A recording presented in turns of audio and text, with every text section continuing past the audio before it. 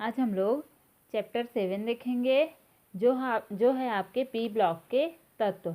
आपका जो चैप्टर 6 है धातुओं का निष्कर्षण, उसको आपके सिलेबस से हटा दिया गया है, इसीलिए हम लोग चैप्टर 5 के बाद सीधा चैप्टर 7 को स्टार्ट कर रहे हैं, जो है आपका पी ब्लॉक के तत्व। ठीक है, सबसे पहला देखते हैं इंट्रोडक्शन कि पी ब्लॉक के तत्व क्या होते हैं। तो देखो, आवर्त सारणी में समूह 15 से 18 तक के तत्व पी ब्लॉक में रखे गए हैं। आवर्त सारणी में कितने ब्लॉक होते हैं? एस, पी, डी और एफ। ठीक है, तो उस आवर्त सारणी में जो 15 से 18 तक के तत्व हैं, ब्लॉक के जो तत्व हैं, वही आपके क्या कहलाते हैं? पी ब्लॉक के तत्व। ठीक है, तो देखो, वे तत्व जिनके परमाणुओं के अंतिम इलेक्ट्रॉन क्या होगा? पी उपकोष में स्थित होते हैं, पी ब्लॉक के तत्व कहलाते हैं। ठीक है, समूह 13 से 17 तक के तत्वों के बाह्यतम कोष के पी उपकोष में 1 से 5 तक के इलेक्ट्रॉन होते हैं। लास्ट जो होगा एन पी जो होगा, उसमें कितने इलेक्ट्रॉन होंगे? 1 से लेकर के 5 तक के इलेक्ट्रॉन हो सकते हैं। ठीक है, एन कहने का मतलब क्या है? एन के जगह पे इंटीजर, मतलब कि 1, 2, 3, 4, 5, 6 कुछ भी हो सकता है, तो 5p, 1p, 3p ऐसे करके हो सकता है। ठीक है, उसके बाद देखो, समूह 15 के तत्व क्या है? आपका नाइट्रोजन परिवार है। इसको देखने के लिए इसके नाइट्रोजन परिवार का गुण दिया गया है, भौतिक गुण, रासायनिक गुण। उसको मैं आप लोग को नहीं बता रही हूँ, क्योंकि उसको हम लोग 11th में भी पढ़ चुके हैं और वो आपका सिंपल है, तो आप लोग उसको पढ़ सकते हो, इसीलिए मैं उसको नहीं बता रही हूँ। भौतिक गुण में क्या करोगे? उसकी विद्युत ऋणात्मकता क्या होती है, उसका क्या बोलते हैं, किस अवस्था में होता है, उसके बारे में देख सकते हो, उसके गुण के बारे में देख सकते हो। और रासायनिक में क्या होगा? वह किन किन चीज़ों के साथ क्रिया कर सकता है, उसके बारे में देखोगे।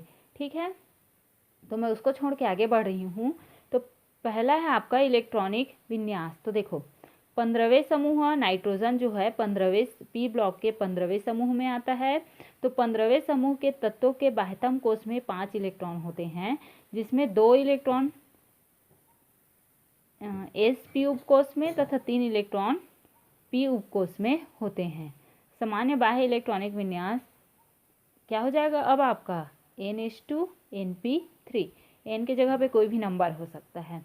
तो प्रूव करके देख लेते हैं, नाइट्रोजन का ही देख लेते हैं। N7 का 1H2 2H2 2P3, तो 4 3 7 हो गया। ठीक है, अब देखते हैं हम लोग नाइट्रोजन का अब सामान्य व्यवहार। आवर्त सारणी के प्रत्येक समूह का सबसे पहला तत्व इस समूह के अन्य तत्वों से गुणों में असमानता या फिर भिन्नता प्रदर्शित करता है। कोई भी तत्व जो पहले में उपस्थित है, किसी भी समूह के पहले तत्व जिसका गुण जो है बाकी के अन्य तत्वों से अलग होता है। नाइट्रोजन की अपनी समूह के अन्य तत्वों से भिन्नता निम्नलिखित है। पहला, इसकी उच्च विद्युत ऋणात्मकता होती है। परमाणु क्रमांक कम होने के कारण परमाणु आकार भी क्या होगा? कम होगा। रिक्त डी कक्षक का अभाव देख लो, हम लोग निकाले हैं, रिक्त डी कक्षक नहीं है। पी पाई बहु आबंध बनाने की प्रवृत्ति, मतलब कि पाई। अब आगे देखो, अतः एन में अनेक गुण ऐसे हैं, अतः नाइट्रोजन में अनेक गुण ऐसे हैं जो इस वर्ग के अन्य तत्वों में नहीं पाए जाते, इसलिए उनके समानताओं के बावजूद नाइट्रोजन अपने परिवार के सदस्यों से भिन्नता प्रकट करती है। ये भिन्नताएं निम्नलिखित हैं।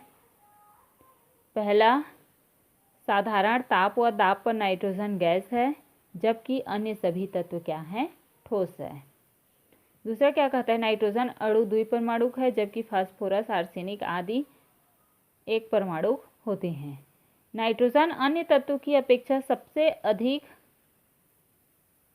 ऑक्सीकरण अवस्था प्रदर्शित करता है। रिक्त डी कक्षक न होने के कारण यह उप सहसंयोजन यौगिक नहीं बना सकती, मतलब कि कोऑर्डिनेशन बॉन्ड नहीं बना सकता, अतः NaCl3 नहीं बनता, जबकि अन्य तत्व PF6, Sb6 आदि संकुल बनाते हैं। फास्फोरस PCl3 व PCl6 से यौगिक बनाता है। पांचवा देखो, नाइट्रोजन में श्रृंखलन की प्रवृत्ति अधिक होती है, मतलब श्रृंखला बनाने की प्रवृत्ति अधिक होती है। NCl3 को छोड़कर अस्थायी एवं उच्च विस्फोटक है, मतलब कि बारूदी होगा। नाइट्रोजन N ट्रिपल बॉन्ड होता है होने के कारण अक्रिय होता है, जबकि अन्य तत्व एक लंबित होने के कारण क्रियाशील होते हैं। अगला पॉइंट क्या कहता है, देखो, नाइट्रोजन के ऑक्साइड बहुलक रूप नहीं बनाते। बहुलक जानते हो, वह बहुलक नहीं बनाता, जबकि शेष तत्व बहुलक ऑक्साइड जैसे P2O6, P2O4 आदि बनाते हैं। नाइट्रोजन का हाइड्राइड, नाइट्रोजन का क्या बोल रहा है, हाइड्राइड, मतलब कि NH3 समूह के अन्य तत्वों से हाइड्रोजन से जबकि अधिक क्षारीय होता है। नाइट्रोजन का जो हाइड्राइड होता है समूह के अन्य तत्वों के हाइड्राइड से क्या होगा, अधिक क्षारीय होता है। 10वां क्या कहता है, नाइट्रोजन हाइड्रोजन बंध बनाता है। हाइड्रोजन बंध बनाने की प्रवृत्ति रखता है, जबकि अन्य तत्व कम विद्युत ऋणात्मकता के कारण हाइड्रोजन बंध नहीं बनाते। ठीक है। उसके बाद दिया गया है नाइट्रोजन संकर बनाता है, जबकि अन्य तत्वों में संकर बनाने की प्रवृत्ति नहीं होती। कॉम्प्लेक्स कंपाउंड या फिर संकुल यौगिक बना सकता है नाइट्रोजन, लेकिन अन्य तत्व नहीं बनाता। अब देखते हैं नाइट्रोजन का गंधक या फिर सल्फर से विकर्ण संबंध। विकर्ण संबंध क्या होता है, हम लोग 11th में पढ़ चुके हैं। तो देखो क्या होता है, आवर्त सारणी के द्वितीय आवर्त के तत्व अगले समूह के तृतीय आवर्त के तत्व के साथ अनेक समानताएं प्रकट करता है। इस प्रदर्शन को विकर्ण संबंध कहलाता है। इसका कारण विद्युत ऋणात्मकता में लगभग समानता का होता है, जैसे लिथियम और मैग्नीशियम का गुण मिलेगा, beryllium, aluminium, boron, silicon, carbon, phosphorus, nitrogen, sulphur. इसी को बोला गया है, क्या बोला है कि नाइट्रोजन का सल्फर के साथ या फिर गंधक के साथ में विकर्ण संबंध पाया जाता है। ठीक है। इस प्रकार नाइट्रोजन व सल्फर के कई गुण समान हैं, जैसे कि नाइट्रोजन व सल्फर दोनों अधातु हैं, दोनों प्रबल विद्युत ऋणात्मक हैं, दोनों के ऑक्साइड अम्लीय जो जल के साथ संयोग कर प्रबल अम्ल बनाते हैं, जैसे H2SO4 बनाता है, HNO3 बनाता है। इस प्रकार से दोनों प्रबल ऑक्सी अम्ल व उनके लवण बनाते हैं, जैसे नाइट्रोजन व सल्फर। दोनों H2 के साथ संयोग करके स्थायी सहसंयोजक हाइड्राइड जैसे कि NH3 N2S इस प्रकार से यौगिक का क्या करते हैं, निर्माण करते हैं। कल हम लोग पढ़ेंगे डाइनाइट्रोजन N2